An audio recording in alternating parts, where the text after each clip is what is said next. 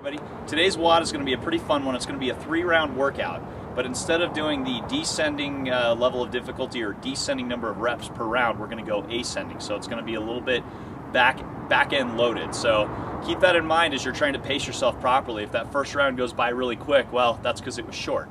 All right.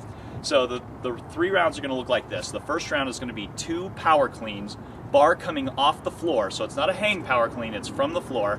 And then you're going to do that at 80% of your 1 rep max. And then you're going to do 4 pistols. So the pistols are the 1-legged squats. You can go ahead and do half the pistols with your right leg, half with your left. And then you're going to do a 250-meter row. So that's round 1. Round 2, you're going to bump those numbers up. So you're going to do 4 power cleans, and then you're going to do 8 pistols in a 500-meter row. And then the last round, you're going to do 8 power cleans, 16 pistols. That's going to be tough. You're going to be tired by then. So you're going to have to get through those, and then a 750-meter row. A few things I'd like to talk about movement-wise is on the power cleans, make sure you set that back and make sure that you get to full extension. You don't want to, pull the bar and not have your hips completely open before you start getting under the bar. So jump that bar up hard, okay? In the catch, make sure your elbows are nice and high. I don't want to see you guys catching the bar in your hands. I want to see you catching the bar on your shoulders with your elbows pointing horizontal.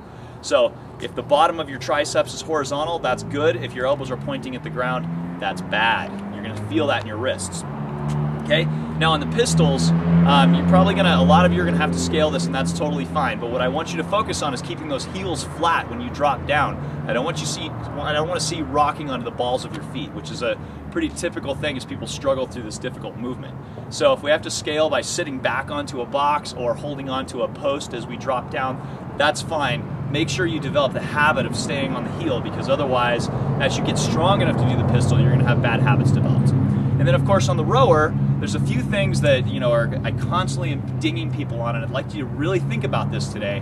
Make sure that you're getting a full, deep pull on every stroke. And when you reset, you start with the hands. The hands should pass the knees before your knees start to re-bend when you recompress.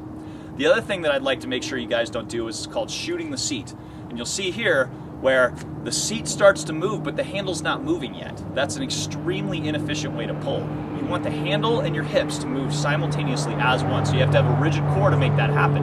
And then the last thing is, finishing the pull. A lot of times I'll see people in a hurry, and they'll start to recompress before they've even gotten the handle to full extension. So we don't want to see that happen. We want nice, efficient rowing. So let's see what we can do with this. It should be a really, really fun WOD, actually, and I'll see you at the gym.